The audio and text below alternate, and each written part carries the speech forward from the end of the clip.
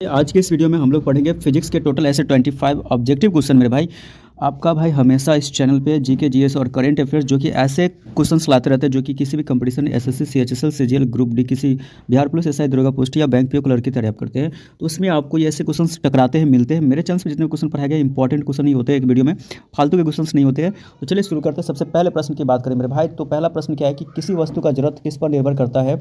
Option A है वेग, option B है द्रव्यमान, ऑप्शन सी है आयतन, ऑप्शन डी है त्वरण। तो दोस्तों इसका correct answer option number B हो जाएगा, द्रव्यमान हो जाएगा इसका करेक्ट आंसर। तो किसी वस्तु का जो जरूरत होता है वो किस पर निर्भर करता है, तो द्रव्यमान पर निर्भर करता है। तो ऑप्शन नंबर बी क्या हो जाएगा दोस्तों, इसका करेक्ट हो जाएगा। हमेशा याद रखिएगा कि अगर एग्जाम में पूछता है कि किसी वस्तु का जरूरत किस पर निर्भर करता है तो द्रव्यमान पर निर्भर करता है, ये बात याद रखिएगा। चलिए अगले प्रश्न की बात कर ले। तो प्रश्न संख्या 2 में क्या पूछा है दोस्तों, अगर आप ध्यान से देखिए, गुरुत्वाकर्षण का नियम किसने दिया था। Option A Einstein, option B Newton, option C Galileo, option D Kepler. तो इसका correct answer option number B हो जाएगा, यानी कि न्यूटन हो जाएगा इसका करेक्ट आंसर। ठीक है मेरे भाई, तो न्यूटन ने दिया था, आपको याद रखना है। गुरुत्वाकर्षण का नियम किसने दिया था, न्यूटन ने दिया था। ठीक है, तो ऑप्शन नंबर बी इसका करेक्ट हो जाएगा मेरे भाई। फिर से एक बार क्या करेंगे, प्रश्न संख्या 2 को हम लोग पढ़ेंगे। गुरुत्वाकर्षण का नियम किसने दिया था, तो ऑप्शन ए आइंस्टीन है, option B Newton, option C Galileo, option D है केपलर। तो इसका करेक्ट आंसर हो जाएगा ऑप्शन नंबर बी हो जाएगा दोस्तों, यानी न्यूटन हो जाएगा, याद रखना आपको। ठीक है, चलिए बात कर लेते हैं अगले प्रश्न की। तो अगले प्रश्न की अगर हम बात करें तो अगले प्रश्न है कि प्रकाश का वेग सबसे अधिक किस माध्यम से होता है। अगर प्रकाश के वेग की बात करें तो सबसे अधिक किस माध्यम में होता है। ऑप्शन ए जल, ऑप्शन बी कांच, ऑप्शन सी वायु, ऑप्शन डी निर्वात। इसका correct answer option number D हो जाएगा, निर्वात हो जाएगा इसका करेक्ट आंसर। तो प्रकाश का वेग सबसे अधिक किस माध्यम में होता है, तो निर्वात में होता है। तो ऑप्शन नंबर डी क्या हो जाएगा, इसका करेक्ट हो जाएगा। एक बार फिर से प्रश्न संख्या 3 को हम लोग पढ़ेंगे। प्रकाश का वेग सबसे अधिक किस माध्यम में होता है, तो ऑप्शन ए जल, ऑप्शन बी कांच, ऑप्शन सी वायु, ऑप्शन डी निर्वात। इसका correct answer option number D हो जाएगा, निर्वात हो जाएगा इसका करेक्ट आंसर। तो प्रकाश का वेग सबसे अधिक किस माध्यम में होता है, तो निर्वात में होता है। तो ऑप्शन नंबर डी क्या हो जाएगा, करेक्ट हो जाएगा। चलिए बात कर लेते हैं प्रश्न संख्या 4 की। तो प्रश्न संख्या 4 में क्या पूछा है, किसी वस्तु का भार कहाँ सबसे कम होगा। ऑप्शन ए पृथ्वी पर, ऑप्शन बी चंद्रमा पर, ऑप्शन सी सूर्य पर, ऑप्शन डी मंगल पर। तो इसका correct answer option number B हो जाएगा, चंद्रमा पर होगा। किसी वस्तु का भार कहाँ सबसे कम होगा, तो चंद्रमा पर होगा। तो ऑप्शन नंबर बी क्या होगा, इसका करेक्ट हो जाएगा। अगले प्रश्न की बात करें तो प्रश्न संख्या 5 में मेरे भाई क्या पूछा है, अगर आप ध्यान से देखिए, कार्य का एसआई मात्रक क्या है। Option A joule, option B Newton, option C watt, option D pascal. तो इसका correct answer option number A हो जाएगा, जूल हो जाएगा इसका करेक्ट आंसर। तो कार्य का एसआई मात्रक क्या है, तो जूल है। तो ऑप्शन नंबर क्या है, आपको याद रखना जूल। ठीक है, कार्य का एसआई मात्रक क्या होता है, जूल होता है मेरे भाई। तो ऑप्शन नंबर ए इसका करेक्ट होगा। चलिए अगले प्रश्न की बात करते हैं। तो प्रश्न संख्या 6 में क्या पूछा है कि शक्ति का एसआई मात्रक क्या है। Option A joule, option B watt, option C newton, option D ampere. तो दोस्तों इसका correct answer option number B हो जाएगा, वाट हो जाएगा, आपको याद रखना है। ठीक है, तो शक्ति का एसआई मात्रक क्या है, वाट है मेरे भाई। तो ऑप्शन नंबर बी इसका याद रखना है, वाट। ठीक है, शक्ति का एसआई मात्रक वाट होता है। चलिए अगले प्रश्न की बात करें तो प्रश्न संख्या 7 में क्या पूछा है कि ध्वनि किस माध्यम में सबसे तेज चलती है। Option A gas, option B द्रव, ऑप्शन सी ठोस, ऑप्शन डी निर्वात। तो इसका correct answer option number C हो जाएगा, ठोस हो जाएगा इसका करेक्ट आंसर। तो ध्वनि किस माध्यम में सबसे तेज चलती है, तो ठोस माध्यम में चलती है। तो ऑप्शन नंबर सी इसका क्या होगा, करेक्ट होगा। चलिए बात करते हैं अगले प्रश्न की। तो अगले प्रश्न में क्या पूछा है कि तापमान मापने का यंत्र क्या कहलाता है। Option A barometer, option B hydrometer, option C thermometer, option D ammeter. इसका क्या हो जाएगा, ऑप्शन नंबर सी हो जाएगा, थर्मामीटर हो जाएगा इसका। यानी तापमान मापने का यंत्र क्या कहलाता है मेरे भाई, थर्मामीटर कहलाता है। ऑप्शन नंबर क्या हो जाएगा, सी करेक्ट हो जाएगा। अगले प्रश्न की बात करें तो प्रश्न संख्या अगर हम 9 की बात करें तो इसमें क्या पूछा है कि दाब का एसआई मात्रक क्या है। Option A joule, option B pascal, option C watt, option D newton. तो इसका करेक्ट आंसर ऑप्शन नंबर क्या हो जाएगा, बी हो जाएगा, यानी कि पास्कल हो जाएगा। दाब का एसआई मात्रक क्या है, पास्कल है। तो ऑप्शन नंबर बी क्या हो जाएगा, इसका करेक्ट हो जाएगा। चलिए एक बार फिर से प्रश्न संख्या 9 को हम लोग पढ़ेंगे। दाब का एसआई मात्रक क्या है। Option A joule, option B pascal, option C watt, option D newton. तो इसका करेक्ट आंसर दोस्तों हो जाएगा ऑप्शन नंबर बी, यानी पास्कल, याद रखना है। ठीक है, चलिए बात कर लेते हैं अगले प्रश्न की। बहुत सारे बेसिक क्वेश्चन है जो कि आपके एग्जाम में मिलते हैं। एसएससी की अगर तैयारी करते हैं तो 100% आपको टकरा ही जाएंगे। विद्युत धारा का एसआई मात्रक क्या है। ऑप्शन ए वोल्ट है, option B ampere, option C ohm, option D watt है। तो इसका correct answer option number B हो जाएगा, एम्पियर हो जाएगा इसका करेक्ट आंसर। तो विद्युत धारा का एसआई मात्रा क्या है, तो एम्पियर है। तो ऑप्शन नंबर बी क्या हो जाएगा, इसका करेक्ट। चलिए फिर से प्रश्न संख्या 10 को हम लोग पढ़ेंगे। विद्युत धारा का एसआई मात्रा क्या है, तो ऑप्शन ए है वोल्ट, ऑप्शन बी है ampere, option C ohm, option D है वाट। इसका correct answer option number B हो जाएगा, एम्पियर हो जाएगा इसका करेक्ट आंसर। चलिए बात कर लेते हैं अगले प्रश्न की। तो मेरे भाई प्रश्न संख्या 11 में अगर हम बात करें तो क्या पूछा है कि ओम का नियम, अगर हम प्रश्न संख्या 11 की बात करें तो पूछा है कि ओम का नियम किससे संबंधित है। ऑप्शन ए प्रकाश, ऑप्शन बी ध्वनि, ऑप्शन सी विद्युत धारा, ऑप्शन डी ताप। तो इसका correct answer option number C हो जाएगा, विद्युत धारा हो जाएगा इसका करेक्ट आंसर। तो ओम का नियम किससे संबंधित है, तो विद्युत धारा से संबंधित है। तो ऑप्शन नंबर सी क्या होगा, इसका करेक्ट हो जाएगा। एक बार फिर से प्रश्न संख्या 11 को हम लोग पढ़ेंगे। ओम का नियम किससे संबंधित है। ऑप्शन ए प्रकाश, ऑप्शन बी ध्वनि, ऑप्शन सी विद्युत धारा, ऑप्शन डी ताप। तो इसका correct answer option number C हो जाएगा दोस्तों, यानी विद्युत धारा हो जाएगा इसका करेक्ट आंसर। चलिए बात कर लेते हैं अगले प्रश्न की। तो अगला प्रश्न है प्रश्न संख्या 12 की बात करें तो दर्पण में बनने वाली छवि का प्रकार क्या होता है। यानी ऑप्शन ए वास्तविक, ऑप्शन बी बी आभासी, ऑप्शन सी उल्टी, ऑप्शन डी छोटी। तो इसका correct answer option number B हो जाएगा, आभासी हो जाएगा मेरे भाई। तो दर्पण में जो दर्पण क्योंकि समतल दर्पण होता है तो समतल दर्पण में आभासी प्रतिबिंब बनता है ना। तो ये आपको याद रखना है कि जो प्रश्न संख्या 12 पूछा है कि दर्पण में बनने वाली छवि का प्रकार क्या होता है, यानी समतल दर्पण होता है। तो ऑप्शन ए वास्तविक, ऑप्शन बी आभासी, ऑप्शन सी उल्टी, ऑप्शन डी छोटी। तो इसका हो जाएगा आंसर ऑप्शन नंबर बी यानी आभासी, समतल दर्पण की बात हो रहा है। चलिए बात कर लेते हैं अगले प्रश्न, प्रश्न संख्या 13 की। तो प्रश्न संख्या 13 में क्या पूछा है कि किस लेंस से वास्तविक तथा उल्टी छवि बनती है, किस लेंस से वास्तविक तथा उल्टी छवि बनती है। ऑप्शन ए है अवतल लेंस, ऑप्शन बी है उत्तल लेंस, ऑप्शन सी है समतल लेंस, ऑप्शन डी इनमें से कोई नहीं। तो इसका correct answer option number B हो जाएगा, उत्तल लेंस हो जाएगा इसका करेक्ट आंसर। किस लेंस से वास्तविक तथा उल्टी छवि बनती है, तो उत्तल लेंस से बनती है। तो ऑप्शन नंबर बी क्या हो जाएगा, इसका करेक्ट हो जाएगा। चलिए बात कर लेते हैं अगले प्रश्न की। तो प्रश्न संख्या 14 की बात करें तो पानी में डूबी हुई वस्तु हल्की क्यों लगती है। ऑप्शन ए गुरुत्वाकर्षण के कारण, ऑप्शन बी उछाल बल के कारण, ऑप्शन सी घर्षण बल के कारण, ऑप्शन डी है दाब के कारण। तो इसका correct answer option number B हो जाएगा, उछाल बल के कारण हो जाएगा, यानी ऑप्शन नंबर बी क्या हो जाएगा, इसका करेक्ट हो जाएगा।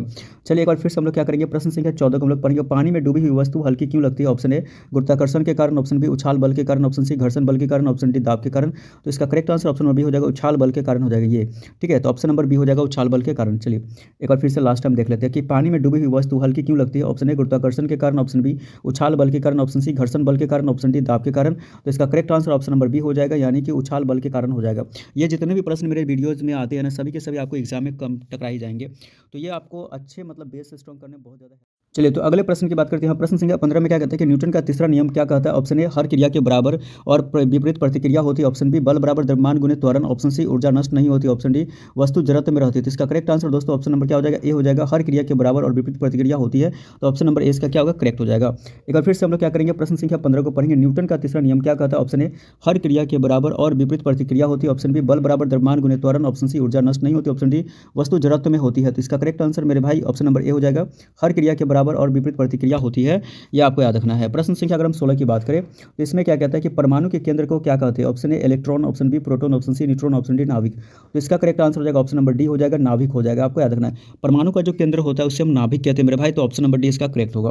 तो चलो एक बार फिर से हम लोग क्या करेंगे, प्रश्न संख्या 16 याद रखना है, बेसिक क्वेश्चन है। परमाणु के केंद्र को क्या कहते हैं। Option A electron, option B proton, option C neutron, option D नाभिक। तो इसका correct answer option number D हो जाएगा, यानी कि नाभिक याद रखना आपको, ठीक है। चलिए बात करते हैं अगले प्रश्न की। तो अगला प्रश्न जो है अगर हम इसको ध्यान से देखेंगे तो इसमें क्या पूछा है कि बिजली के बल्ब में कौन सी गैस भरी होती है। Option A oxygen, option B nitrogen, option C argon, option D hydrogen. तो इसका correct answer option number C हो जाएगा, आर्गन हो जाएगा इसका करेक्ट आंसर। तो बिजली के बल्ब में कौन सी गैस भरी होती है, तो आर्गन गैस होती है। बिजली के बल्ब में कौन सी गैस भरी होती है, तो आर्गन, याद रखना आपको। तो प्रश्न संख्या 17 की बात करते हैं, इसमें कहते हैं कि बिजली के बल्ब में कौन सी गैस भरी होती है। तो option A oxygen, option B nitrogen, option C argon, option D hydrogen. तो इसका correct answer option number C हो जाएगा, आर्गन हो जाएगा इसका करेक्ट आंसर। चलिए बात कर लेते हैं अगले प्रश्न की। तो प्रश्न संख्या अगर हम 18 की बात करें तो इसमें क्या पूछा है कि ध्वनि की तीव्रता किससे मापी जाती है। Option A decibel, option B pascal, option C joule, option D watt. इसका correct answer option number A हो जाएगा, डेसिबल हो जाएगा इसका करेक्ट आंसर। ध्वनि की तीव्रता किससे मापी जाती है, तो डेसिबल से मापी जाती है। तो ऑप्शन नंबर ए क्या हो जाएगा, करेक्ट हो जाएगा। चलिए प्रश्न संख्या अगर हम 19 की बात करें तो प्रश्न संख्या 19 में क्या पूछा है कि सूर्य से पृथ्वी तक प्रकाश आने में कितना समय लगता है। तो 8 मिनट 20 सेकंड लगता है, ऑप्शन बी में 10 minute, option C 5 minute, option D 12 minute. तो इसका correct answer option number A हो जाएगा, 8 मिनट 20 सेकंड लगता है। सूर्य से पृथ्वी तक प्रकाश आने में कितना समय लगता है, 8 मिनट 20 सेकंड लगता है, आपको याद रखना है, ठीक है। तो ये जो प्रश्न अगर 19 की बात करें तो पूछा है कि सूर्य से पृथ्वी तक प्रकाश आने में कितना समय लगता है। तो ऑप्शन ए है 8 यानी 8 मिनट 20 सेकंड, ऑप्शन बी है 10 मिनट, ऑप्शन सी है 5 मिनट, ऑप्शन डी है 12 मिनट। तो इसका correct answer option number A हो जाएगा, 8 मिनट 20 सेकंड हो जाएगा इसका करेक्ट आंसर। चलिए बात कर लेते हैं प्रश्न संख्या 20 की। तो प्रश्न संख्या 20 में क्या पूछा है कि ऊर्जा का ऐसा मात्रा क्या है। Option A joule, option B Newton, option C watt, option D pascal. तो इसका correct answer option number A हो जाएगा, जूल हो जाएगा इसका करेक्ट आंसर। ऊर्जा का ऐसा मात्रा क्या है, तो जूल है, तो ऑप्शन नंबर ए इसका करेक्ट हो जाएगा। चलिए बात कर लेते हैं प्रश्न संख्या 21 की। तो रेडियो तरंगों की खोज किसने की। Option A hertz, option B Newton, option C Faraday, option D ohm. तो इसका correct answer option number A हो जाएगा, यानी कि हर्ट्ज हो जाएगा इसका। रेडियो तरंगों की खोज किसने की, तो हर्ट्ज ने की। तो ऑप्शन नंबर ए क्या हो जाएगा, इसका करेक्ट हो जाएगा। और फिर से हम लोग क्या करेंगे, प्रश्न संख्या 21 की बात करें तो रेडियो तरंगों की खोज किसने की। तो option A hertz, option B Newton, option C Faraday, option D ohm. तो इसका correct answer option number A हो जाएगा, यानी कि हर्ट्ज हो जाएगा इसका करेक्ट आंसर। चलिए बात कर लेते हैं प्रश्न संख्या 22 की। तो प्रश्न संख्या 22 की बात करें तो ट्रांसफार्मर किस सिद्धांत पर कार्य करता है। तो ऑप्शन ए विद्युत अपघटन, ऑप्शन बी विद्युत चुंबकीय प्रेरण, ऑप्शन सी परावर्तन, ऑप्शन डी अपवर्तन। तो इसका correct answer option number B हो जाएगा, विद्युत चुंबकीय प्रेरण हो जाएगा। ट्रांसफार्मर किस सिद्धांत पर कार्य करता है, तो विद्युत चुंबकीय प्रेरण पर काम करता है। तो ऑप्शन नंबर बी क्या हो जाएगा, इसका करेक्ट हो जाएगा। एक बार फिर से हम लोग क्या करेंगे, प्रश्न संख्या 22 को पढ़ेंगे। ट्रांसफार्मर किस सिद्धांत पर कार्य करता है। तो ऑप्शन ए विद्युत अपघटन, ऑप्शन बी विद्युत चुंबकीय प्रेरण, ऑप्शन सी हो जाएगा परावर्तन, ऑप्शन डी हो जाएगा अपवर्तन। तो इसका correct answer option number B हो जाएगा, विद्युत चुंबकीय प्रेरण हो जाएगा इसका करेक्ट आंसर। चलिए बात कर लेते हैं प्रश्न संख्या 23 की। तो अगले प्रश्न की अगर हम बात करते हैं, इसमें क्या पूछा है कि पानी का घनत्व सबसे अधिक किस तापमान पर होता है। Option A 0 degree Celsius, option B 4 degree Celsius, option C 10 degree Celsius, option D 100 degree Celsius. इसका correct answer option number B हो जाएगा, 4 डिग्री सेल्सियस हो जाएगा इसका करेक्ट आंसर। तो पानी का घनत्व सबसे अधिक किस तापमान पर होता है, तो 4 डिग्री सेल्सियस पर होता है। तो ऑप्शन नंबर बी क्या हो जाएगा, करेक्ट हो जाएगा। एक बार फिर से हम लोग प्रश्न संख्या 23 को पढ़ेंगे। पानी का घनत्व सबसे अधिक किस तापमान पर होता है? Option A 0 degree Celsius, option B 4 degree Celsius, option C 10 degree Celsius, option D 100 degree Celsius. तो इसका correct answer option number B हो जाएगा, 4 डिग्री सेल्सियस हो जाएगा इसका करेक्ट आंसर। अगले प्रश्न की बात करें तो प्रश्न संख्या 24 में पूछा है कि लेजर किस सिद्धांत पर काम करता है? ऑप्शन ए प्रेरित उत्सर्जन, ऑप्शन बी परावर्तन, ऑप्शन सी अपवर्तन, ऑप्शन डी विवर्तन। तो इसका correct answer option number A हो जाएगा, प्रेरित उत्सर्जन हो जाएगा। लेजर किस सिद्धांत पर काम करता है? तो प्रेरित उत्सर्जन पर काम करता है। तो ऑप्शन नंबर, मेरे भाई ये बहुत इंपॉर्टेंट प्रश्न है। तो प्रश्न संख्या 24 क्या पूछा है कि लेजर किस सिद्धांत पर काम करता है? तो ऑप्शन ए में प्रेरित उत्सर्जन, ऑप्शन बी है परावर्तन, ऑप्शन सी अपवर्तन, ऑप्शन डी विवर्तन। तो इसका correct answer option number A हो जाएगा, प्रेरित उत्सर्जन हो जाएगा।